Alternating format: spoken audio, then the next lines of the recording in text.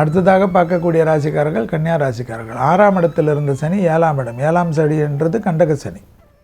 கண்டக சனி அதாவது 6ஆம் தேதி 3வது மாதம் 2026ஆம் ஆண்டிலிருந்து கண்டக சனியில் வரக்கூடிய ராசிக்காரர்கள் யார்? கன்னியா ராசிக்காரர்கள். கன்னியா ராசிக்காரர்களுக்கு எப்பொழுதும் மேல்மலையின் ஒரு அங்காளம்மனுடைய ஆசீர்வாதம் பெறுவது மிக மிக விசேஷம் என்பதையும், ஞாயிற்றுக்கிழமையில் இஷ்டப்பட்ட அம்மன் கோயில் வழிபாடு, அபிராமி அந்தாதில் இருக்கக்கூடிய பாடல்களை கேட்க கேட்க 100 பயணம் ஒரே ஒரு பாட்டு போதும். 100 பயணம் ஆத்தால் எங்கள் அபிராமி இல்லை அண்டமெல்லாம் புத்தலை மாதளம் பூனர்த்தலை பீடங்காத்தலை அங்கு சம பாசம் குசுமும் கர்மம் அங்கை சத்தலை முக்கணியை துள்வோருக்கு ஒரு தீங்கில்லை தாயே என்று சரணாகதி அடைவதும், இல்லை என்றால் துர்க்கை கவசம் என்று சொல்லக்கூடிய காத்தநாய வித்மக கன்னியாகுமரி தீமக தன்னோ துர்க்கை பிரஜோதயாத் என்ற மந்திரத்தையும் உங்களுக்கு பிடித்த ஏதாவது ஒரு அம்மன் மந்திரத்தை உச்சாரணை செஞ்சு கொண்டே இருக்கணும்.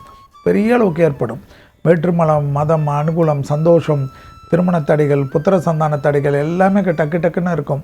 கண்ட சனியில் திருமணம் நடக்கும். கண்ட சனியில் பிறந்த தம்பதியினர் ஒன்று சேரக்கூடிய அமைப்பு ஏற்படும். டைவர்ஸ் ஏற்படும்.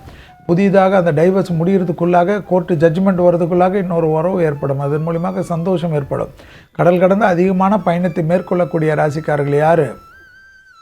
கன்னியா ராசிக்காரர்கள். யோக பலத்தை தரும், திடீர் அதிர்ஷ்டத்தை பெறுவார்கள். லாட்ரி சீட்டிலெல்லாம் டக்கு டக்குன்னு வருவார்கள்.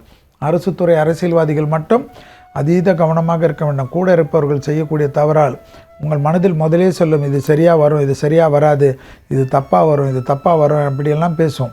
அதிலேருந்து டக்குன்னு மாறி டக்குன்னு அதுக்கேற்றவாறு உங்கள் வாழ்க்கையை மாற்றிக்கொள்வது, உங்களுக்கு முதலில் என்ன தோணுதோ அதை செய்யக்கூடிய கன்னியாராசிக்காரர்கள் பெரும் வெற்றிகளை பெறுவார்கள். ஆனால் உங்களை பெரிய பொசிஷன்லேருந்து உங்களை அடக்குவார்கள், மிரட்டுவார்கள், உங்களை அதை செய்வார்கள், இதை செய்வார்கள். எனவே பொறுமையாக இருந்து உங்களுக்கு வேண்டிய காரியத்தை நகர்த்து கொள்ளக்கூடிய கன்னியாராசிக்காரர்கள் வாகனத்தில் அதீத கவனமாக இருக்க வேண்டும். பெல்ட்டு போட்டுக்கொள்ள வேண்டும்.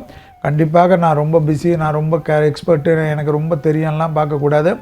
சாதாரண ஃபுட் பாய்சன் கூட பெரிய அளவு கஷ்டத்தையும் பெரிய அளவு சங்கடத்தையும் பெரிய வெள்ளன்னு ஆகிடும்.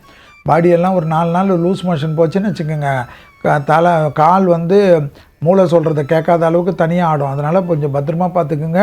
தண்ணி குடிக்கிற இடத்தில் மிக மிக கவனமாக இருக்க வேண்டும். கழிவு நீர், மற்றபடி கெட்டுப்போன நீர் கிடைப்பதோ கெட்டுப்போன உணவு சாப்பிடுதோ, குறிப்பாக நான்வெஜ்ஜை வெளியிடத்தில் சாப்பிடக்கூடிய கன்னியாராசிக்காரர்களுக்கு ஃபுட் பாய்சனால் பெரிய பாதிப்புகள் ஏற்படும். கடல் கடந்து பயணங்கள் சமயத்தில் ஃப்ளைட்டில் கொடுக்கறது, அதில் கொடுக்கறது, டூர் போகிறச்ச ஏதாவது புதிதாக கடல் உணவுகள்லாம் சாப்பிடக்கூடியவர்கள் உங்களுக்கு சம்மந்தமே இல்லை, நத்தை சாப்பிட்றது, நண்டு சாப்பிட்றது, எறா சாப்பிட்றேன் என்று டக்குன்னு விஷத்தை சாப்பிட்டு விட்டு மாட்டிக்கொள்ளாதீர்கள். கன்னியாராசிக்காரர்கள் உணவு முறையில் அதிகமாக இருக்க வேண்டும்.